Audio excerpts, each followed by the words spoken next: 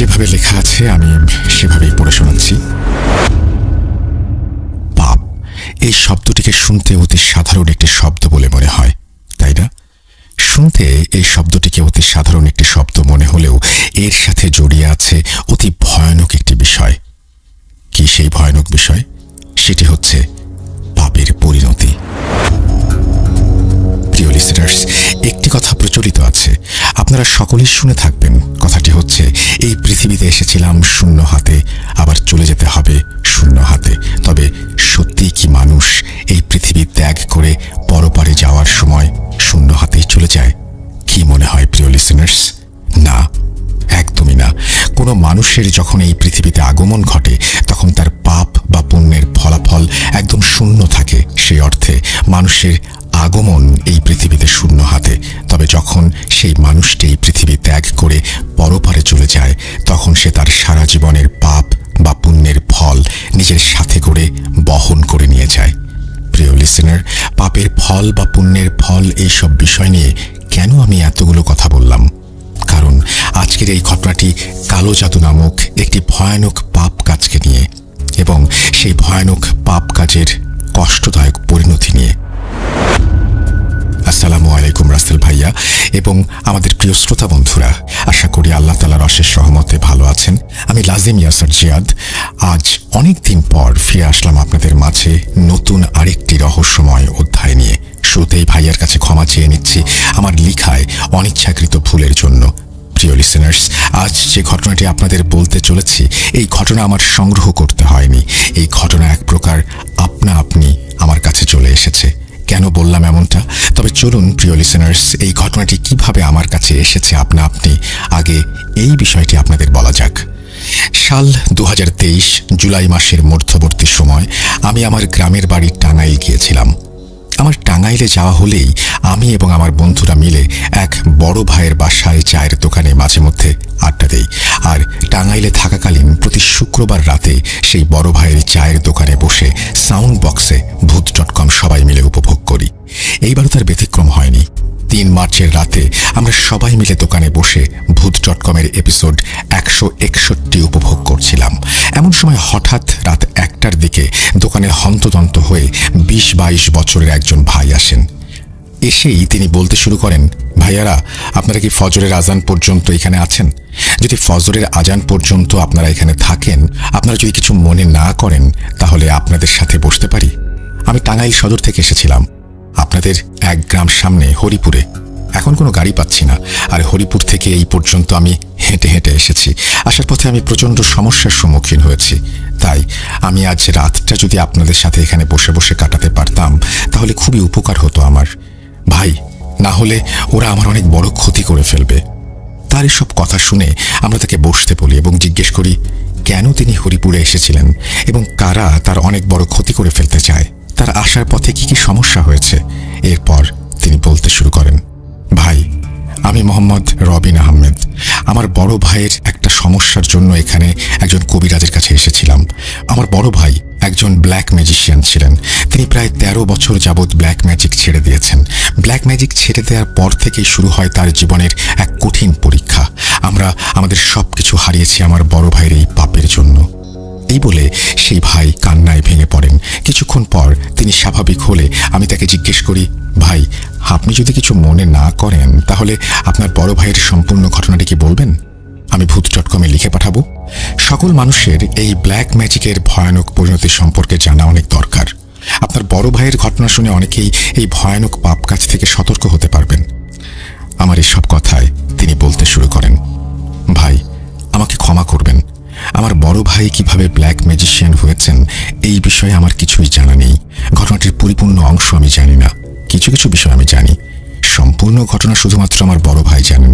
আর আমার বড় ভাইয়ের অনুমতি ছাড়া আমি আপনাকে কিছুই বলতে পারবো না, কারণ আমি জেনে শুনে আপনাকে বিপদে ফেলতে পারবো না। আমি এ যাবৎ যে হুজুর কবিরাজকে আমার ভাইয়ের বিষয়ে বলেছি তারা সবাই আমাকে এর কোনো সমাধান দিতে পারবেন না বলে জানিয়েছেন। এমনকি তারা প্রত্যেকে আমাকে বলেছেন এবং আমার বড় ভাইও আমাকে বলেছেন আমি যেন এই বিষয়ে কোনো অপরিচিত কাউকে কোনো কিছু না জানাই, তাহলে আমি যাকে জানাবো তারও নাকি অনেক বড় বিপদ হতে পারে। আমি আমার বড় ভাইকে গিয়ে এই বিষয়টি জানাবো। তিনি যদি আপনাকে সম্পূর্ণ ঘটনা বলতে রাজি হন, তাহলে আপনি তার কাছে সম্পূর্ণ ঘটনা শুনে নিন। আপনার ফোন নাম্বারটি দিন আমাকে, আমি আমার ফোনে সেভ করে নিচ্ছি। আমি আপনাকে ফোন করে জানাবো। এরপর আমি তাকে আমার নাম্বার দিই। দেখতে দেখতে ফজরের আজান হয়ে যায়। এরপর আমরা সবাই মিলে তাকে বাস স্ট্যান্ডে পৌঁছে দিয়ে আসি। সে চলে যায় বাসায়। যাই হোক, এরপর অতিবাহিত হয় 4 দিন। আমি রবিন ভাইয়ের কথা প্রায় ভুলেই গিয়েছিলাম। এমন সময় রবিন ভাইয়ের সাথে দেখা হওয়ার ঠিক 5ম দিন, অর্থাৎ আমার ফোনে সকাল 11টা নাগাদ একটি কল আসে। অপরিচিত একটি নাম্বার থেকে কলটি রিসিভ করতেই ওপাশ থেকে একজন বলতে শুরু করেন, আসসালামু আলাইকুম ভাই, চিনতে পেরেছেন আমাকে? আমি রবিন আহমেদ। কিছুদিন আগে আপনার সাথে রাতে দেখা হয়েছিল। আমার বড় ভাইয়ের ঘটনা আপনি জানতে চেয়েছিলেন। আমি ভাইয়াকে আপনার বিষয়ে বলেছিলাম। তিনি আপনাকে তার জীবনের সম্পূর্ণ ঘটনা বিস্তারিত বলবেন বলে আমাকে জানিয়েছেন। ভাইয়ার ঘটনাটি শুনতে হলে আপনাকে আমাদের বাসায় আসতে হবে। আপনি আজ বিকেল 5টার আগে আমাদের বাসায় চলে আসুন। আপনি টাঙ্গাইল সদরে এসে আমাকে কল দিয়েন, আমি আপনাকে রিসিভ করব। তার এসব কথা শুনে আমিও রাজি হয়ে যাই। বিকেল 5টা নাগাদ আমি টাঙ্গাইল সদরে পৌঁছে যাই। এরপর রবিন ভাই এসে আমাকে তাদের বাসায় নিয়ে যান। তার বড় ভাইয়ের রুমে আমাকে নিয়ে যান। প্রথমে রুমে প্রবেশ করতেই প্রচণ্ড বাজে একটা দুর্গন্ধ আমার নাকে ভেসে আসে। প্রবেশ করতে আমি দেখি বিছানায় মানব কঙ্কালের মতো একটি জীবন্ত লোক শুয়ে আছে। রবিন ভাইয়ের বড় ভাইকে দেখে আমি একদম বাকরুদ্ধ হয়ে যাই। আমি আমার নিজের চোখকে বিশ্বাস করতে পারছিলাম না। রবিন ভাইয়ের বড় ভাইয়ের মুখে হাতে অসংখ্য ক্ষতের দাগ, কিছু দাগ একেবারে নতুন আর কিছু দাগ একেবারে পুরনো। রবিন ভাইয়ের বড় ভাইকে দেখে আমার মনে প্রচণ্ড অস্থিরতার সৃষ্টি হয়। আমাকে রুমে প্রবেশ করতে দেখে সে বিছানায় উঠে বসে এবং বলে, কি ছোট ভাই, ভয় পাচ্ছ? ভয়ের কিছু নেই। আমার এমন দেহ, আমার এমন পরিস্থিতির জন্য আমি নিজেই দায়ী। খোদার সাথে যে ব্যক্তি শিরক করেছে তাকে সবসময় কঠিন শাস্তি পেতে হয়েছে। আমার ছোট ভাই আমাকে তোমার কথা বলেছে। আমি মানুষকে আমার জীবন কাহিনী জানাতে চাই, কালো জাদু চর্চার ভয়ানক পরিণতি সম্পর্কে জানাতে চাই। এর জন্য আজ তোমাকে ডেকে নিয়ে এসেছি। আমার জীবনের ঘটনা শুনে যদি একটি মানুষ এই ভয়ানক পাপ কাজ করা বা করানো থেকে সতর্ক হয়, এতে আমি মানসিক শান্তি পাব। আমার দিন ফুরিয়ে যাচ্ছে, আমার সময় ঘনিয়ে এসেছে। এই বলে রবিন ভাইয়ের বড় ভাই তার জীবনের করুণ ঘটনাটি বলতে শুরু করেন। প্রিয় লিসেনার্স, রবিন ভাইয়ের বড় ভাইয়ের বলা সেই ঘটনা আপনারা মনে রাখবেন। এর কারণটা ঘটনার শেষের অংশে আপনারা জানতে পারবেন।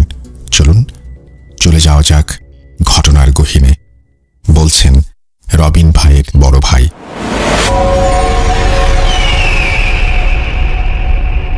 সাল 1985। আমার বাবা একজন সরকারি চাকুরিজীবী হওয়ায় তার বদলি হয়ে যায় চট্টগ্রামে। বাবার বদলি হওয়ায় আমরা সপরিবারে টাঙ্গাইল ছেড়ে চলে আসি চট্টগ্রামে। চট্টগ্রামে এসে আমি নতুন একটি স্কুলের 10ম শ্রেণীতে ভর্তি হই। বেশ ভালোভাবেই আমার 1-2টি করে দিন কেটে যেতে থাকে। ছোটবেলার থেকে আমার একটি অভ্যেস, আমি মানুষের সাথে খুব কম মিশতে পছন্দ করতাম। একাকী থাকাটাই আমি বেশি উপভোগ করতাম। সেজন্য আমার ক্লাসে আমি সবসময় একাই বসতাম।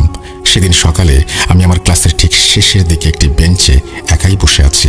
এমন সময় আমার পাশে নতুন একজন ছাত্র এসে বসে। আগে কোনোদিন তাকে আমি আমাদের ক্লাসে দেখিনি। সেদিন সেই ছেলেটির সাথে আমার কোনো কথা হয়নি। যাই হোক, এরপর থেকে সেই ছেলেটি আমার পাশেই সবসময় বসতে শুরু করে এবং এভাবেই চলে যায় বেশ কিছুদিন। এতদিনে আমি সেই নতুন ছেলেটির মধ্যে একটি বিষয় খেয়াল করি, সেও ঠিক আমারই মতো। সেও ক্লাসে কারোর সাথে কথা বলতো না, নিজের মতো আপনা আপনি বসে থাকতো। যাই হোক, একদিন সকালে আমি স্কুলে গিয়েছি। ক্লাসরুমে প্রবেশ করে দেখি সেই ছেলেটি বসে আছে তার নির্ধারিত জায়গায়। আমি গিয়ে বসে পড়ি ঠিক ওর পাশের জায়গাটায়। সেদিন আমি ওর সাথে কিছু কথা বলার চেষ্টা করি। শুরুতে আমি ওর সাথে ওর নাম কি জিজ্ঞেস করি এবং ও কোথায় থাকে সেটা জিজ্ঞেস করি। এসব জিজ্ঞেস করে আমি জানতে পারি ওর নাম নরেন দাস। আমাদের বাসা থেকে কিছু দূর গেলেই ওর বাসা। এভাবে ওর সাথে আমার কথা শুরু হয়। কিছুদিনের মধ্যে বেশ ভাব জমে যায় আমাদের মধ্যে। এভাবে অতিবাহিত হয়ে যায় 5 মাস। এতদিনে নরেন হয়ে ওঠে আমার একমাত্র সবচেয়ে প্রিয় বন্ধু। আপনারা হয়তো ভাবছেন আমি আমার বন্ধু নরেনকে নিয়ে এতগুলো কথা কেন বলছি। কারণ এই কালো জাদু নামক ভয়ানক কাজে আমাকে লিপ্ত করেছিল এই নরেন। এই নরেনের জন্য আমি হয়ে উঠেছিলাম একজন পাপী, একজন অনিষ্টকারী, একজন ব্ল্যাক ম্যাজিশিয়ান। কিভাবে হলো এসব, আস্তে আস্তে সবকিছু জানতে পারবেন ঘটনার কোনো একটি অংশে। সেদিন নরেন আর আমি আমি স্কুল ছুটির পর আমাদের স্কুলের মাঠে বসেছিলাম, বিভিন্ন গল্পগুজব করছিলাম। এমন সময় হঠাৎ করে নরেন বলে ওঠে, বন্ধু, ওই যে সামনের দিকে পাশাপাশি দুটো গরু বাঁধা আছে দেখেছ, সেখানে চলো, আমি তোমাকে একটা মজার বিষয় দেখাবো। কি মজার বিষয়? আমি এই প্রশ্ন করলে সে আবারও বলে ওঠে, জাদু। এখন দেখছো না গরু দুটো কি শান্তভাবে ঘাস খাচ্ছে, কিছুক্ষণের মধ্যে দেখবা সেই গরু দুটোর একজন অন্যজনের সাথে মারামারি শুরু করবে। আমি ওর এসব কথার কোনো কিছুই বুঝতে পারছিলাম না, কেমন বোকা বনে যাচ্ছিলাম। বন্ধু, তুমি সব কি বলছো? পাগল হয়ে গেলে নাকি? দুটো গরুই কি শান্তভাবে ঘাস খাচ্ছে, তারা মারামারি করবে কেন? আমার এসব কথায় নরেন বলে ওঠে, আগে চলো সেই গরু দুটোর কাছে গেলেই দেখতে পারবে। এই বলে নরেন টেনে সেই গরুর কাছে আমাকে নিয়ে যায়। আমাকে গরু দুটোর থেকে কিছু দূরে পাশে দাঁড়িয়ে থাকতে বলে। এরপরে সে চলে যায়। নরেন গরু দুটোর সামনে যেতেই সেই গরু দুটো ভয়ানকভাবে লাফাতে শুরু করে। সাথে সাথে নরেন সেই গরু দুটোর মাথায় হাত বোলাতে শুরু করে। মাথায় হাত বোলাতেই এক নিমেষে সেই গরু দুটো একদম আগের মতো শান্ত হয়ে যায়। এমন সময় আমি খেয়াল করি নরেনের চেহারা দেখে মনে হচ্ছে বিনা শব্দে কিছু একটা পড়ছে সে। আমি ওর সব কাজকর্ম দেখে রীতিমতো অবাক হয়ে ওর দিকে ফ্যাল ফ্যাল করে তাকিয়ে থাকি।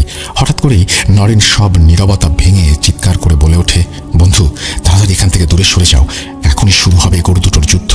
এই বলে নরেন আমাকে ধাক্কা দিয়ে দূরে সরিয়ে দেয় এবং নিজেও সেই গরু দুটো থেকে দূরে সরে আসে। আমরা দুজন গরু দুটোর থেকে দূরে সরে আসা মাত্রই সেই গরু দুটো ভয়ানকভাবে লাফাতে শুরু করে এবং একে অপরের সাথে তীব্র মারামারি শুরু করে। আমি এসব দৃশ্য দেখে বাকরুদ্ধ হয়ে যাই। নরেন এমন কি করলো যে এই গরু দুটো এমন আচরণ করছে? আমি কোনো হিসাব মেলাতে পারছিলাম না। আমার এই সব ভাবনার মাঝে নরেন বলে ওঠে, কি বন্ধু, বলেছিলাম না জাদু দেখবা? দেখলে? তুমি একটু দূরে দাঁড়িয়ে থাকো, আমি গরু দুটোকে শান্ত করে আসি। এই বলে নরেন গরু দুটোর কাছে যায় এবং গরু দুটোকে উদ্দেশ্য করে চিৎকার করে ধমক দিয়ে ওঠে। নরেনের চিৎকার দেওয়ার সাথে সাথে গরু দুটো এক নিমিষেই একদম শান্ত হয়ে নরেনের দিকে তাকিয়ে থাকে। এরপর নরেন ঠিক আগের মতো আবার গরু দুটোর মাথায় হাত বুলিয়ে দেয় এবং বিনা শব্দে কি কি যেন পড়ে গরু দুটোর দিকে ফু দিয়ে চলে আসে আমার কাছে। নরেন আমার কাছে চলে আসতেই সেই গরু দুটো আবারও একসাথে মাটিতে ঘাস খেতে শুরু করে, একদম শান্ত তারা। এরপর নরেন আমাকে নিয়ে চলে আসে স্কুলের একটি আম গাছের সামনে। আমি তখনও ভেবে পাচ্ছিলাম না এসব কি হলো, কিভাবে হলো। আমি নরেনকে যে কোনো প্রশ্ন করব আমি সেটাও করতে পারছিলাম না। বাকরুদ্ধের মতো শুধু মনে মনে এসব ভেবেই যাচ্ছিলাম। এমন সময় নরেন আমাকে উদ্দেশ্য করে বলল, কি ভাবছো? এটাই তো আমি কি করে করলাম এবং কিভাবে করলাম। এটাই হচ্ছে জাদু, একেই বলে বশীকরণ জাদু। চলো বন্ধু, আজ তোমাকে একজনের সাথে পরিচয় করিয়ে দেব। এই বলে নরেন আমাকে নিয়ে যায় আমাদের স্কুল থেকে 2 কিলোমিটার দূরে একটি বাড়িতে গিয়ে ঘরের দরজায় কড়া নাড়তেই ঘরের দরজা খুলে বেরিয়ে আসেন একজন মধ্যবয়স্ক ব্যক্তি। তিনি আমাদের দেখে হাসি মুখে আমাদের তার ঘরে প্রবেশ করান এবং মেঝেতে বসতে দেন। এরপর তিনি বলতে শুরু করেন, তুমি কায়কোবাদ, তাই না? আমি রমেশ দাস, নরেনের ছোট চাচা। নরেনের মুখে তোমার কথা শুনেছি, তো আজ কি মনে করে দুজন বন্ধু আমার বাড়িতে এলে? ওনার এই প্রশ্নে নরেন বলে ওঠে, চাচা, আপনার শেখানো জাদুর কিছু অংশবিশেষ আমি আজ কায়কোবাদকে দেখিয়েছি। এইটুকু দেখেই কায়কোবাদ হাঁ হয়ে গিয়েছে। ও এসবের কোনো কুল কিনারা করতে পারছে না। নরেনের মুখে সব কথা শুনে রমেশ চাচা একগাল হেসে ওঠেন, বলেন, তাহলে এই বিষয়? হ্যাঁ, এটা কোনো বিষয় হলো? ওসব কিছুই না, ও হচ্ছে জাদু। নরেন আমার কাছ থেকে শিখেছে, জাদু দিয়ে অনেক কিছু করা যায়। কে শিখতে চাও? রমেশ চাচার সব কথা শুনে আমার মনে এই জাদুবিদ্যা শেখার আগ্রহ জন্মে যায়। আমি আর 7-5 কোনো কিছু না ভেবে রমেশ চাচাকে বলি, তাহলে চাচা, আজ থেকে আমাকেও আপনি জাদু শেখাবেন? আমি নরেনের মতো জাদু শিখতে চাই।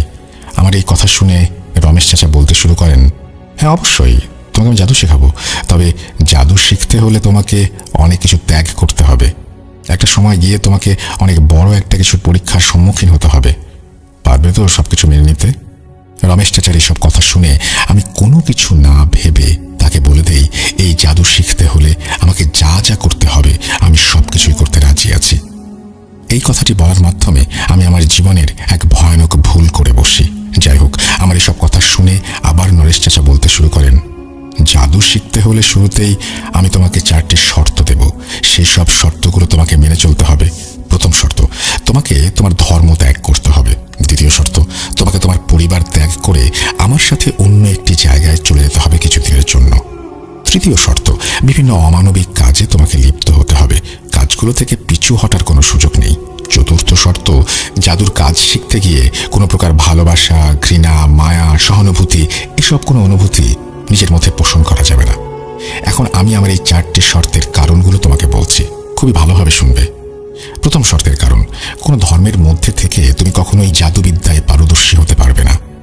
জাদুবিদ্যার অনেক কাজ নির্দিষ্ট কোনো ধর্মের মধ্য থেকে করা সম্ভব না, এজন্য তোমাকে ধর্ম ত্যাগ করতে হবে। দ্বিতীয় শর্তের কারণ হচ্ছে, এই এলাকা থেকে জাদুবিদ্যার কাজ সাধন করা খুবই কঠিন। এই এলাকায় থাকলে আমাদের অনেক কাজে বিঘ্ন ঘটবে। যখন তুমি আমার সাথে চলে যাবে এই স্থান ছেড়ে, তখন তোমার মনে তোমার পরিবারের জন্য একটা পিছুটান কাজ করবে। এতে করে তোমার বারবার পরিবারের কাছে ফিরে যেতে মন চাইবে। এর জন্য তোমাকে তোমার পরিবার ত্যাগ করতে হবে, কঠোর হতে হবে এখানে। তৃতীয় শর্তের কারণ, জাদুবিদ্যা শিখতে হলে তোমাকে নিজেকে অনেক প্রকার অমানবিক, অস্বাভাবিক, ভয়ানক কিছু কাজে লিপ্ত হতে হবে। এই পর্যায়ে এসব কাজের মাঝে তোমার মনে হবে তুমি যা করছো তা ঠিক নয়। এসব কিছু মনে হলেও তখন কোনোভাবেই তোমার এসব কাজ করা থেকে বিরত থাকা যাবে না। কাজ থেকে পিছু হটলে তুমি জাদুবিদ্যা শিখতে পারবে না। পিছু হটলেই কঠোর শাস্তি তোমাকে ভোগ করতে হবে। চতুর্থ কারণ, জাদুর কাজ শিখতে গিয়ে তোমাকে ঘৃণিত অনেক কিছু পান বা আহার করতে হবে। এমন অনেক কাজ করতে হবে যা খুবই ভয়ানক। এই জন্যই কোনো প্রকার ভালোবাসা, ঘৃণা, মায়া, সহানুভূতি এসব পোষণ করা যাবে না। কায়কোবাদ, তুমি এখন খুব ভালোভাবে চিন্তা করে দেখো, এরপর আমাকে বলো তুমি এই 4টি শর্ত মানতে পারবে কিনা। জাদুবিদ্যা শিখতে হলে এই 4টি শর্ত তোমাকে মানতেই হবে, না হলে তুমি জাদুবিদ্যা শিখতে পারবে না। জাদুবিদ্যা শিখতে পারলে তুমি অনেক অসাধ্য সাধন করতে পারবে। শুধু আমার এই কথাটুকু মনে রেখো, এখন সিদ্ধান্ত সম্পূর্ণ তোমার। রমেশ চাচার সব কথা শুনে আমি এক মুহূর্তের জন্য বাকরুদ্ধ হয়ে যাই। এই সকল শর্তগুলো কি মেনে চলা সম্ভব? নিজের ধর্ম, নিজের পরিবার ত্যাগ করা সম্ভব? এমন সব প্রশ্নের পাহাড় গড়ে উঠতে থাকে আমার মনে, কিন্তু এই সকল প্রশ্নের উত্তর তখন আমি খুঁজিনি। শয়তান আমার পুরো মনকে গ্রাস করে নিয়েছিল। তখন জাদুবিদ্যা রপ্ত করার এক পৈশাচিক আনন্দ জেগে বসেছিল আমার পুরো অন্তরে। আর কোনো প্রকার ভাবনা চিন্তায় না গিয়ে আমি রমেশ চাচাকে জানিয়ে দেই যে আমি তার সকল শর্ত মেনে নিতে রাজি আছি। এরপর রমেশ চাচা আবার বলতে শুরু করেন, আমি জানতাম তুমি পারবে। কাল থেকে শুরু হবে তোমার জাদুবিদ্যার শিক্ষা। তোমরা দুজনে কাল স্কুলের পর চলে আসবে, আমার বাড়িতেই আসবে। হ্যাঁ, আরেকটি কথা, ভুল করেও নিজের পরিবারের কাউকে এই বিষয়টি জানাবে না। এরপর নরেন এবং আমি চলে আসি রমেশ চাচার কাছ থেকে বিদায় নিয়ে। সেদিনে সেই সিদ্ধান্তটাই ছিল আমার জীবনের সবচেয়ে বড় ভয়াবহ সিদ্ধান্ত। সেই সিদ্ধান্তটির জন্যই আজ আমার এমন অবস্থা। আমি পুরো পরিবারকে হারিয়েছি এই একটিমাত্র ভুল সিদ্ধান্তের কারণে। এই ভুল সিদ্ধান্তটি আজ আমাকে বানিয়েছে আমার নিজ পরিবারের খুনি। এই সিদ্ধান্তটি আমাকে ভোগ করাচ্ছে নারকীয় শাস্তি। যাই হোক, সেদিনটি ভালোই অতিবাহিত হয়ে যায়।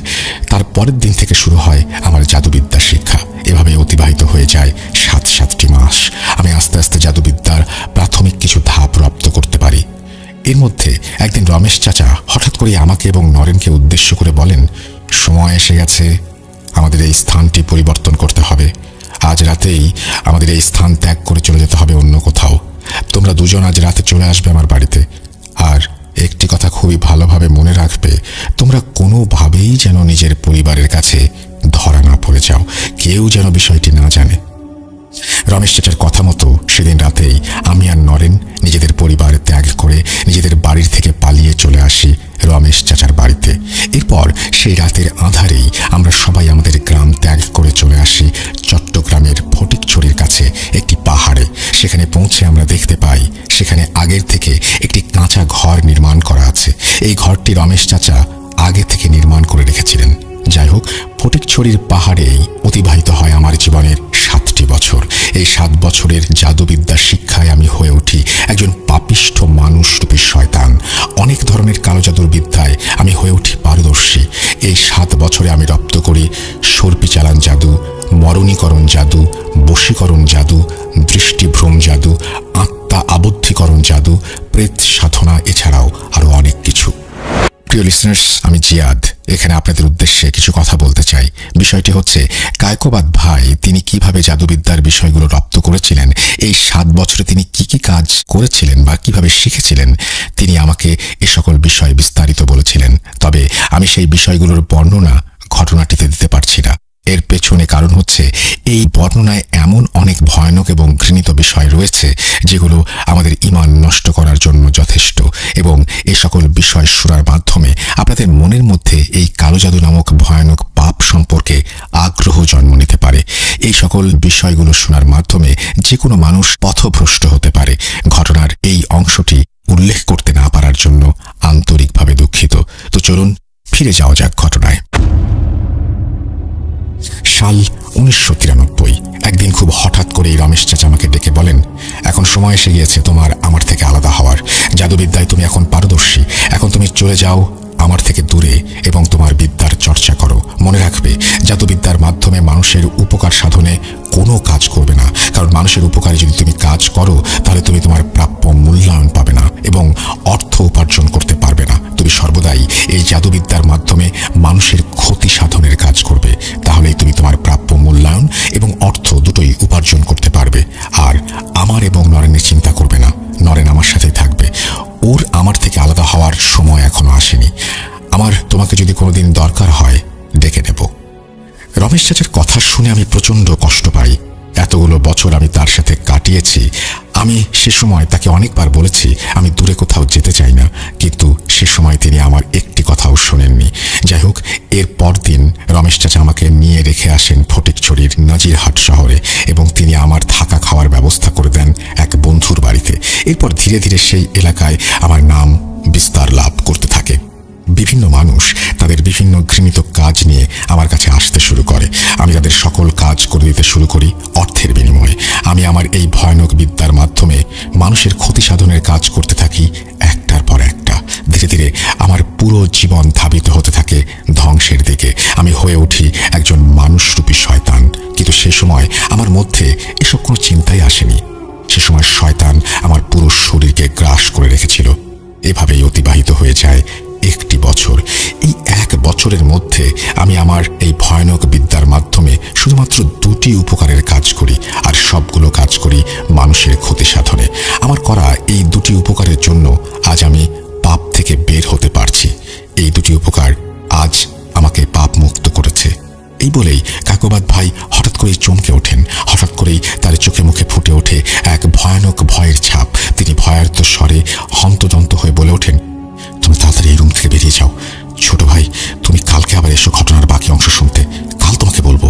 রবিন, তুমি ছোট ভাইকে নিয়ে এখন এই রুম থেকে বেরিয়ে যাও। এরপর রবিন ভাই আর আমি রুম থেকে বেরিয়ে আসি। আমরা রুম থেকে বেরিয়ে আসতেই কাকবাদ ভাই তার রুমের দরজা ভেতর থেকে লাগিয়ে দেন। রুমের দরজা ভেতর থেকে লাগানোর সাথে সাথে রুমের ভেতর থেকে ভেসে আসতে থাকে কায়কোবাদ ভাইয়ের একের পর এক ভয়ানক চিৎকার, আর্তনাদ। সেদিন আমি পেয়েছিলাম আমার জীবনের সর্বোচ্চ ভয়। কায়কোবাদ ভাইয়ের চিৎকারের শব্দ আমার রুহ কাঁপিয়ে দিয়েছিল। এমন সময় হঠাৎ করে রবিন ভাই আমার হাত ধরে টেনে বাসার মেইন রোডে আমাকে নিয়ে আসে এবং আমাকে উদ্দেশ্য করে বলে, ভাই, আপনাকে কল করলে আপনি দয়া করে আগামীকাল আবার আসবেন, আর এখনই এখান থেকে চলে যান। আমি অত্যন্ত দুঃখিত এই সকল কিছুর জন্য। এই বলে তিনি আমাকে বিদায় দিয়ে হন্তদন্ত হয়ে বাসার মেইন ডোর লাগিয়ে দেন। হঠাৎ কি হলো আমি কিছুই বুঝতে পারছিলাম না। এরপর আমি চলে আসি সেখান থেকে আমার বাসায়। সে রাতে আমি এক ফোঁটা ঘুমোতে পারিনি। কেমন যেন এক অজানা অস্থিরতা আমার পুরো শরীরকে গ্রাস করছিল বারবার। হঠাৎ কেন কায়কোবাদ ভাইয়ের মুখে ভয়ের ছাপ ফুটে উঠল? ঘটনা বলতে বলতে হঠাৎ কেন তিনি থেমে গেলেন? তিনি কেন এভাবে রুম থেকে চিৎকার করে হাহাকার করে উঠলেন? তার এই পাপ কর্মের ফলে কিভাবে তার নিজ পরিবারের সকলকে তিনি হারালেন? তিনি কিভাবে এই কালো জাদু নামক পাপ থেকে বেরিয়ে আসলেন? বারবার আমার মন শুধু এই অজানা প্রশ্নগুলোর উত্তর খুঁজে যাচ্ছিল। যাই হোক, পরদিন সকাল 11টা নাগাদ রবিন ভাই আমাকে কল করেন এবং যত তাড়াতাড়ি সম্ভব তাদের বাসায় যেতে বলেন। এরপর আমি প্রায় 12টা নাগাদ ওনাদের বাসায় পৌঁছে যাই। ওনাদের বাসায় প্রবেশ করতেই তিনি আমাকে নিয়ে যান কায়কোবাদ ভাইয়ের রুমে। কায়কোবাদ ভাইয়ের রুমে প্রবেশ করতেই আমি যা দেখতে পাই সেটা দেখে আমি এই ঘটনা শোনার ইচ্ছাই হারিয়ে ফেলি। প্রচণ্ড ভয় আমার মনে জেগে বসে। গতকাল যে মানুষটাকে মোটামুটি ভালো দেখে গেলাম, আজ সেই মানুষটার একই অবস্থা। কায়কোবাদ ভাই লুঙ্গি পরে খালি গায়ে বিছানায় শুয়ে আছেন। তার শরীর যতদূর দেখা যাচ্ছে প্রতিটি জায়গায় বড় বড় তাজা কামড়ের দাগ, বড় বড় আঁচড় তার সারা শরীর জুড়ে ছড়িয়ে পড়েছে। একই ভয়ানক অবস্থা। যাই হোক, কায়কোবাদ ভাই আমাকে দেখে শোয়া থেকে উঠে বসার চেষ্টা করেন, কিন্তু তিনি ব্যর্থ হন। এরপর তিনি শুয়ে শুয়েই বলতে শুরু করলেন, ভাই, তুমি আমার এই অবস্থা দেখে ভয় পাচ্ছ?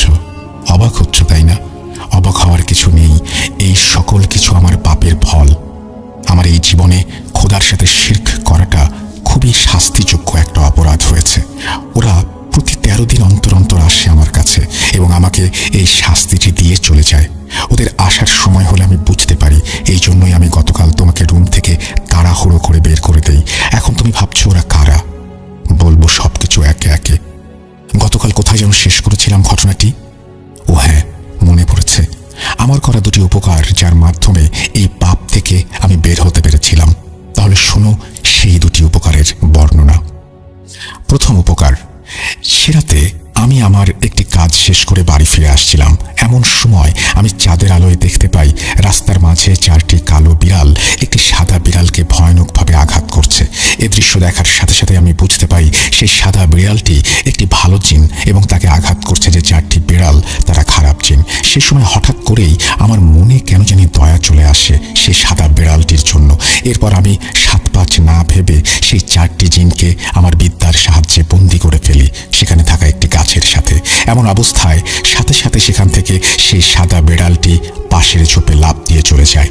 এরপর সেই 4টি জিনকে আমি বন্দি করে নিজের সাথে করে নিয়ে আসি। বাড়ি ফিরে আমি রাতের খাবার খেয়ে সাধনায় বসেছি। এমন সময় হঠাৎ করেই আমার জানলা দিয়ে প্রবেশ করে একটি সাদা ধোঁয়া। সেই ধোঁয়াটি ঘরে প্রবেশ করেই একটি মানুষের অবয়বে পরিণত হয় এবং আমাকে উদ্দেশ্য করে কথা বলতে শুরু করে। আসসালামু আলাইকুম। আপনাকে অসংখ্য ধন্যবাদ। আল্লাহ তাআলার অশেষ রহমতে আপনি আমাকে আজ রক্ষা করেছেন। আমি আপনার প্রতি কৃতজ্ঞ। আমি একজন বীর জিন। আমার নাম মেহলান তেফাতাজ। আমার কাজ বিভিন্ন তথ্য সংগ্রহ করা। আমি আজকে একটি কাফির জিন জাতির সম্পর্কে তথ্য সংগ্রহ করতে গিয়েছিলাম। তাদের এলাকায় প্রবেশ করতেই তারা আমাকে ধরে ফেলে এবং অত্যাচার করতে শুরু করে। এর মধ্যে আপনি সেখানে আসলেন। আল্লাহ তাআলার রহমতে এবং আপনার উসিলায় আজ আমি বেঁচে ফিরলাম। আপনার যদি আমাকে কোনোদিন প্রয়োজন হয় তাহলে আমাকে ডাকবেন। আমি আপনার সাহায্য করার চেষ্টা করব। আর আপনাকে আমি একটি কথাই বলতে চাই, আপনি আপনার এই বিদ্যা মানুষের ক্ষতি সাধনের কাজে না লাগিয়ে মানুষের উপকারের কাজে লাগানোর চেষ্টা করবেন। তাতেই আপনার মঙ্গল হবে। এই বলে সেই জিনটি আবার সাদা ধোঁয়ার মতো মিলিয়ে গেল। দ্বিতীয় উপকার, সময়টা বিকেলের দিকে। আমি সেদিন ঘরে শুয়েছিলাম। হঠাৎ করে আমি শুনতে পাই আমার ঘরের বাইরে থেকে কে যেন আমাকে ডাকছে। ডাক শুনতে পেয়ে আমি ঘর থেকে বাইরে বের হয়ে এসে দেখি একজন যুবক দাঁড়িয়ে আছে। আমাকে বেরিয়ে আসতে দেখে সে হন্তদন্ত হয়ে আমার কাছে আসে। ভাইজান, আমার নাম রবিন। তাড়াতাড়ি চলুন আমাদের বাড়িতে। আমার বড় বোনের খুবই অস্বাভাবিক অবস্থা, কেমন যেন আচরণ করছে। আমার বোনের অবস্থা ভালো নয়। এই পৃথিবীতে আমার বোন ছাড়া আর কেউ নেই। আপনি আমার বোনকে বাঁচান। রবিনের সব কথা শুনে আমি তার সাথে তখনই তার বাড়িতে চলে যাই। ওদের বাড়িতে গিয়ে আমি দেখতে পাই খুবই মায়াবী চেহারার একটি মেয়ে বিছানায় শুয়ে আছে। আমাকে দেখা মাত্রই মেয়েটি বিছানায় ছটফট করতে শুরু করলো। মেয়েটিকে দেখা মাত্রই আমি বুঝতে পারি ওকে তুচ্ছ একটি মেছো জিন আসর করেছে। এরপর সেই জিনকে বন্দি করে মেয়েটিকে ঝাড়ফুঁক করে চলে আসি। আমার এই পাপিষ্ঠ বিদ্যা দিয়ে শুধুমাত্র এই 2টি উপকার আমি করেছিলাম। এখন প্রশ্ন হচ্ছে, এই 2টি উপকার কিভাবে এই পাপকে মুক্ত হতে সাহায্য করলো? তুমি এতক্ষণ নিশ্চয়ই একটি বিষয় লক্ষ্য করেছো। বিষয়টি হচ্ছে, আমি আমার করা দ্বিতীয় উপকারে রবিন নামক একজনের কথা উল্লেখ করেছি। সেই রবিন আর কেউ না, এই যে এখন তোমার সামনে বসে আছে, এটি হচ্ছে সেই রবিন। রবিন হচ্ছে আমার শ্যালক। ওর বোনকে প্রথম দেখা মাত্রই বহু বছর পর হঠাৎ সেদিন আমার মনে ভালোবাসা নামক এক অনুভূতির সৃষ্টি হয়। সেদিনের পর থেকে রবিন আমার খুব কাছাকাছি থাকতে শুরু করে। এভাবেই একটা সময় রবিনের পাশাপাশি ওর বোন রিনার সাথেও আমার সখ্যতা গড়ে ওঠে। একদিন আমি আমার মনের সকল অনুভূতির কথা রিনাকে জানিয়ে দিই এবং বিয়ের প্রস্তাব দেই। রিনা আমার সকল প্রস্তাব এক নিমেষেই মেনে নেয়। রিনার পরিবার বলতে শুধু ওর ওই ছোট ভাই রবিন ছাড়া আর কেউ নেই। সেই জন্য আর কোনো ঝামেলায় না গিয়ে ঠিক তার পরের দিন আমরা বিয়ে করে ফেলি। এভাবে খুব ভালোভাবেই কেটে যেতে শুরু করে আমাদের ছোট সংসার। এভাবেই পেরিয়ে যায় 3টি মাস। এখানে একটি কথা বলে রাখি, রিনা অত্যন্ত ধার্মিক একজন মেয়ে। ইসলাম ধর্মের বিষয়ে ওর নিখুঁত জ্ঞান। রিনা এবং রবিন ওরা দুজনে মনে করত আমি একজন কবিরাজ। আমি কবিরাজ বিদ্যা দিয়ে টাকার বিনিময়ে মানুষের উপকার করি। কিন্তু আমি যে একজন পাপী কালো জাদুকর, কোনো কাজই মানুষের উপকার বা মঙ্গল সাধনের জন্য করি না। আমি যে একজন মানুষরূপী শয়তান, এই বিষয়টি তাদের কখনো চিন্তাতে আসেনি। তবে রিনার আমার প্রতি এই ভুল ধারণাটি বদলে যায় একদিন। সেদিন রাতে আমি আমার কাজ শেষ করে বাসায় ফিরে সবে বিছানায় বসেছি। এমন সময় রিনা মলিন চেহারা নিয়ে আমার কাছে এসে বসে। হঠাৎ করেই ও আমাকে জড়িয়ে ধরে ফুঁপিয়ে কাঁদতে শুরু করে। কি হয়েছে জিজ্ঞেস করতেই ও কান্না জড়িত কণ্ঠে বলতে থাকে, আমি আজ তোমার কক্ষে গিয়ে যা যা দেখেছি সেসব দেখে আমার রুহ কেঁপে উঠেছে। তুমি এই কাজগুলো কেন করো? কি লাভ এসব কাজ করে? আচ্ছা, একবার চিন্তা করে দেখেছো মৃত্যুর পর খোদার কাছে কি জবাব দেবে? তুমি কেন কালজাদুর সাহায্য নিয়ে মানুষের ক্ষতি করো? আল্লাহ তাআলার দোহাই লাগে, ছেড়ে দাও এইসব কাজ। ফিরে আসো আল্লাহ তাআলার পথে। সামনে আমাদের সুন্দর ভবিষ্যৎ। আমি তোমাকে ভালোবাসি, আমি তোমাকে হারাতে চাই না। এই কাজগুলো তুমি যদি ছেড়ে দিতে না পারো তাহলে তুমি আমাকে ছেড়ে দাও। এই বলে রিনা অঝরে কাঁদতে শুরু করে। রিনার মুখে সব কথা শুনে আমার মাথায় আকাশ ভেঙে পড়ার উপক্রম হয়। রিনাকে আমি খুবই কড়াভাবে নিষেধ করেছিলাম আমার সাধনার ঘরে প্রবেশ করতে। রিনা কোনোদিন আমার সাধনার কক্ষে প্রবেশ করেনি। আজ হঠাৎ ওর এমন কি হলো যে ও আমার কক্ষে প্রবেশ করলো? আমি বাকরুদ্ধ হয়ে এসব চিন্তা করতে থাকি। এমন সময় রিনা কান্না থামিয়ে আবার বলতে শুরু করে, আমার উপর খুব রাগ হচ্ছে তাই না? তোমার কড়া নিষেধ থাকার পরেও আমি তোমার কক্ষে কেন প্রবেশ করলাম? মেহলান সিফাতাজ, এই নামটি তোমার মনে আছে? যার জীবন রক্ষা করেছিলে তুমি, উনি আমাকে তোমার সব কাজের কথা বলেছেন। অনেকদিন যাবৎ তিনি আমার স্বপ্নে এসে আমাকে বারবার এই সকল বিষয়ে বলছিলেন। বিষয়টা নিছক স্বপ্ন ভেবে বারবার আমি ভুলে গিয়েছি, কিন্তু আজকে তিনি নিজে সশরীরে আমার সামনে হাজির হয়ে এই সকল বিষয় আমাকে জানিয়েছেন এবং তোমার কক্ষে গিয়ে এসব কিছুর প্রমাণ নিজ চোখে দেখে আসতে বলেছেন। তুমি আমার বা ওনার ওপর রাগ করো না। যেটা করে আসছো এর পরিণতি খুবই খারাপ। আমার জন্য, আমাদের সুন্দর ভবিষ্যতের জন্য, আমাদের ভালোবাসার জন্য এই পাপ থেকে তুমি নিজেকে মুক্ত করো। কি পারবে না? এরপর রিনা আমাকে এই পাপ সম্পর্কে অনেকগুলো হাদিস বলতে শুরু করে। আমি বাকরুদ্ধ হয়ে ওর প্রতিটি কথা মনোযোগ দিয়ে শুনতে থাকি। সে রাতে হয়তো আল্লাহ তাআলার রহমত আমার উপর বর্ষিত হয়েছিল। রিনার বলা হাদিস শুনে আমার রুহ কেঁপে উঠেছিল। খোদার ভয়, পরকালের ভয় আমার পুরো অন্তরকে গ্রাস করছিল। সে রাতে আমি মনস্থির করি এই সকল পাপ কাজ থেকে আমি নিজেকে চিরতরে সরিয়ে নেব। রিনাকে সে রাতে আমি প্রতিশ্রুতি দেই এই পাপ কাজ আমি ছেড়ে দেব। হ্যাঁ, ঠিক তার পরদিন এসব পাপ কাজ আমি ঠিকই ছেড়ে দিই চিরতরে। তবে এসব পাপ কাজ ছেড়ে দেবার আগে একটি কাজ আমি করি।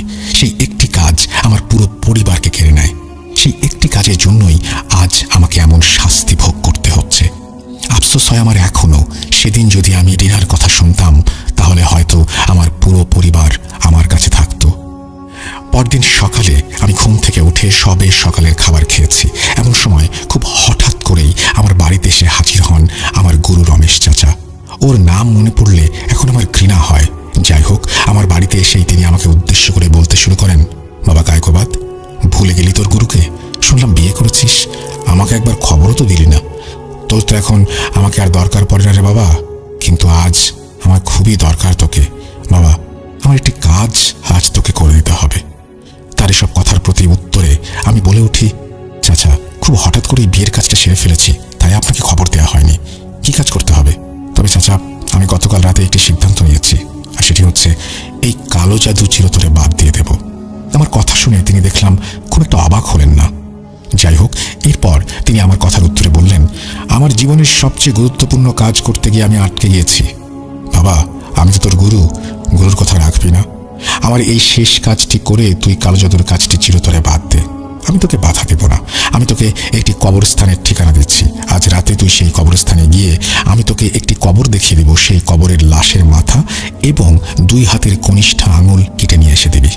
আমি তোকে অনুরোধ করছি, আমার এই শেষ কাজ তুই করে দে।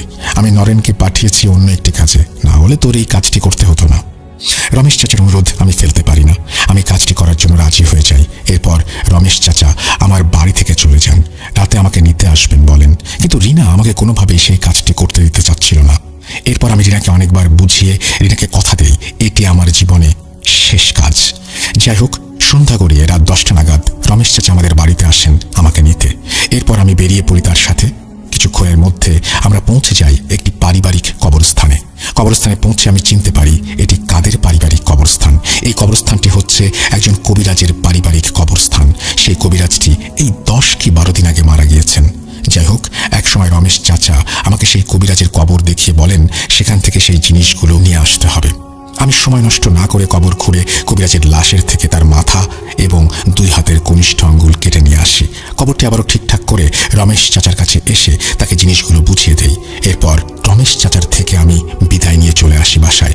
ওই রাতের পর আমি এই পাপ কাজ চিরকালের জন্য ছেড়ে দেই।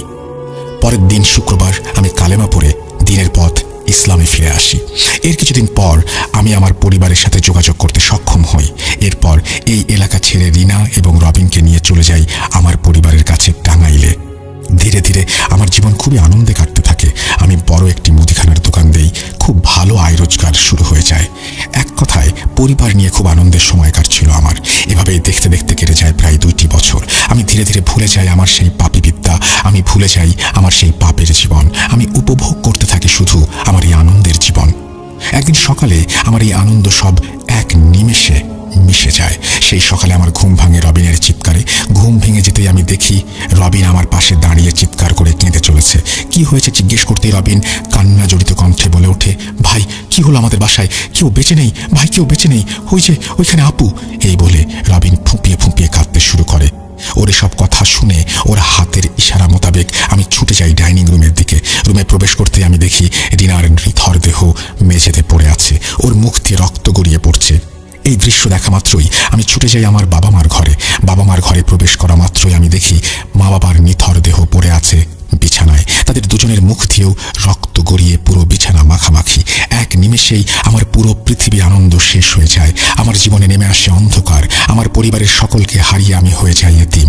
আমি কিছুই বুঝে উঠতে পারছিলাম না কেন এমন হলো। হঠাৎ কিছুক্ষণ পর বাসায় পুলিশ এসে আমার মা বাবা এবং আমার রিনাকে নিয়ে যায়। পোস্টমর্টম করে জানতে পারে তাদের শরীরের প্রতিটি গুরুত্বপূর্ণ অর্গান পচে সেখানে পোকা হয়ে গেছে।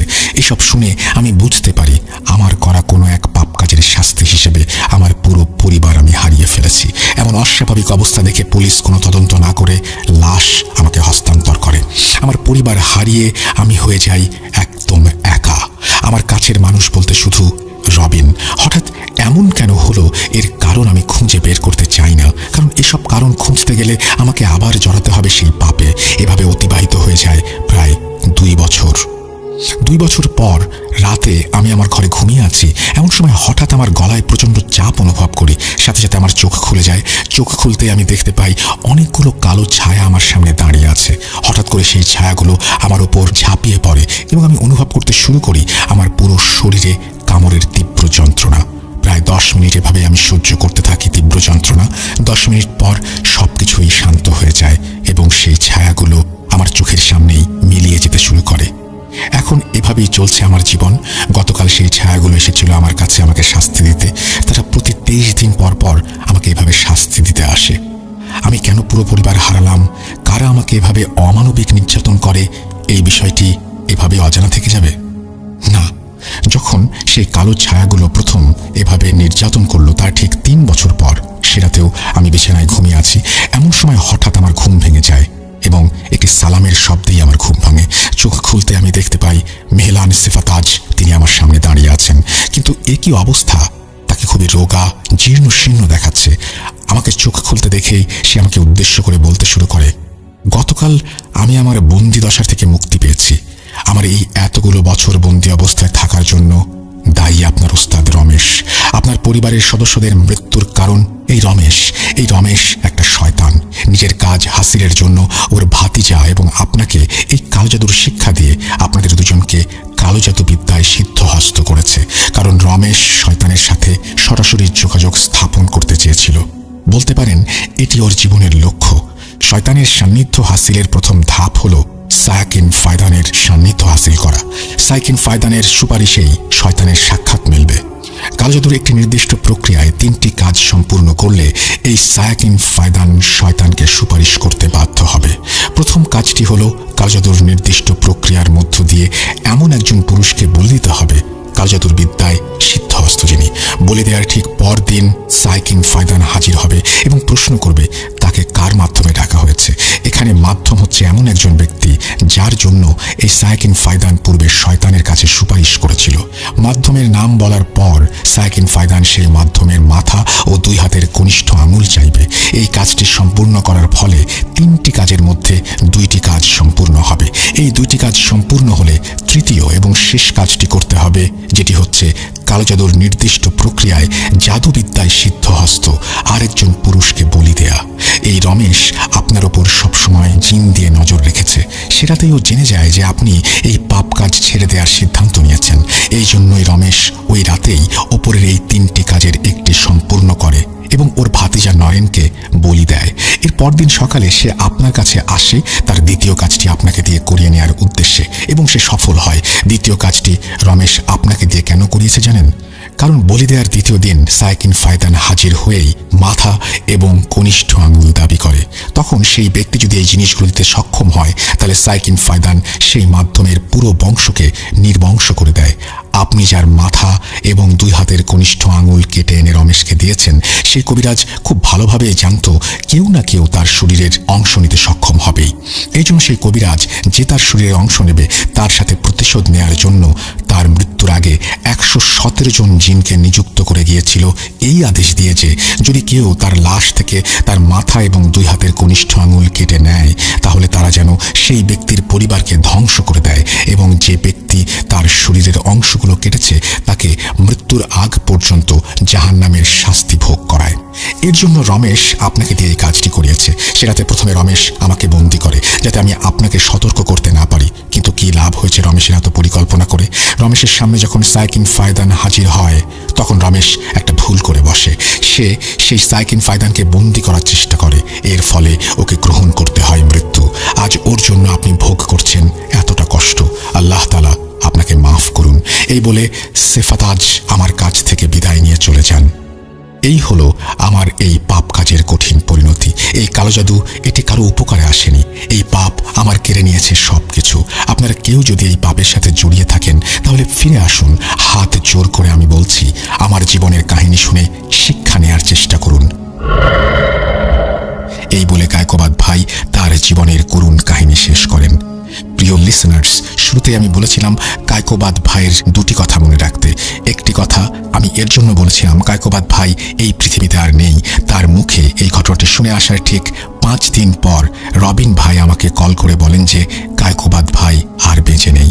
এর 15 দিন পর আমি গিয়েছিলাম ওনাদের বাসায়, কিন্তু সেখানে গিয়ে আমি দেখতে পাই তাদের টিন শেড বাড়িটি ভেঙে ফেলা হচ্ছে। সেখানে একজনকে জিজ্ঞেস করলে আমি জানতে পারি রবিন ভাই এই বাড়ি বিক্রি করে চলে গিয়েছেন। অনেকবার আমি রবিন ভাইয়ের সাথে যোগাযোগ করার চেষ্টা করেছি, কিন্তু তার নাম্বারটি আমি আর খোলা পাইনি। যাই হোক প্রিয় লিসেনার্স, এই ঘটনাটি নিয়ে এখন আমি আমার কিছু বিরক্তিকর এক্সপিরিয়েন্স শেয়ার করি। আমার জীবনে এই প্রথম কোনো ঘটনা লিখতে গিয়ে আমি প্রচণ্ড বিরক্ত হয়েছি এবং ভয়ও পেয়েছি। এই ঘটনাটি যতবার আমি কিছু অংশ লিখে রেখে পরদিন আবার লিখব ভেবে ঠিক করেছি, পরদিন লিখতে গিয়ে আমি দেখতে পেয়েছি আগের দিনের লেখা অংশটি সেখানে নেই। কিভাবে ঘটনা লিখে রাখা অংশটি আপনা আপনি হারিয়ে যেত, এই বিষয়ে আমি কিছুই বলতে পারবো না। যদি এই বিষয়টি আমার সাথে 1 বা 2 বার হতো তাহলে এটা মেনে নেওয়া যেত, কিন্তু এমন অদ্ভুত বিষয় আমার সাথে 15 থেকে 20 বার হয়েছে। আর যে রাতেই আমি এই ঘটনাটি লিখে ঘুমিয়েছি, সেই রাতেই আমি নানান উদ্ভট স্বপ্ন দেখেছি। মনে হয়েছে আমার রুমে কেউ পায়চারি করছে। সত্যি বলতে আমি কায়কোবাদ ভাইকে কথা যদি না দিতাম, তাহলে এই ঘটনাটি কোনোদিনও শেয়ার করতাম না। পরিশেষে একটি কথাই বলতে চাই প্রিয় লিসেনার্স, বিশ্বাস করা বা না করাটা সম্পূর্ণ আপনাদের ব্যাপার। ভাইয়াকে অনেক ধন্যবাদ এই ঘটনাটি সময় নিয়ে পড়ে শোনানোর জন্য। প্রিয় লিসেনার্স, আপনারা সবসময় এইভাবেই ভৌতিক আনন্দ পেতে থাকুন। আমি লাজিম ইয়াসির জিয়াদ আজ এখানেই বিদায় নিচ্ছি। এই বলে তিনি তার ঘটনা শেষ করেছেন। আমি শুধু একটা কথা বলি যে লেখা লিখে রাখার পরে হারিয়ে যাওয়া, এরকম কোনো কিছু আমি শুনেছি কিনা এখন মনে করতে পারছি না এই মুহূর্তে। তবে একটা কথা এইটার সূত্র ধরেই মনে পড়ে গেল। একটা সময় আমি যখন ভূত এফএম করতাম, তখন রেডিও ফুর্তিতে একজন গেস্ট এসে আমাকে বলেছিলেন যে ভাই, আমি অনেক দিন ভেবেছি আপনার কাছে আসবো, আপনার সাথে ঘটনা শেয়ার করব। আপনাকে ইমেল করে, ইমেলে যেন কি একটা ঝামেলা হতো, ইমেল করতে পারতেন না, এবং তিনি নিজে যতবার আমার সাথে দেখা করার জন্য আসতে চেয়েছেন এই ঘটনাটি শেয়ার করার জন্য সবার সাথে, ততবার তিনি পথ হারিয়ে ফেলেছেন। চিন্তা করুন, নিজের শহরে থাকেন, সবকিছু চেনা, সবকিছু জানা, তারপরেও তিনি বারবার পথ হারিয়ে ফেলতেন। এটা আমরা ভূত এফএমে প্রচার করেছিলাম। তিনি নিজেই বলেছিলেন এই ঘটনাটি, সবার সাথে শেয়ার করেছিলেন তিনি। নিশ্চয়ই যারা শুনেছিলেন তাদের মনে আছে। যাই হোক, আমরা আজকের মতো বিদায় নেব। এটা ছিল আমাদের বার্থডে উপলক্ষে একটা স্পেশাল ঘটনা। আশা করছি আপনাদের ভালো লেগেছে। যদি ভালো লাগে আমরা খুবই আনন্দিত হব। আশা করছি প্রথম থেকে শেষ পর্যন্ত আমাদের সঙ্গে থাকবেন। এখন যেমন আছেন আগামীতেও থাকবেন। আপনাদের সবাইকে অসংখ্য ধন্যবাদ ধৈর্য নিয়ে ঘটনাটি শোনার জন্য। আজকের মতো এখানেই বিদায় নিচ্ছি। আল্লাহ হাফেজ।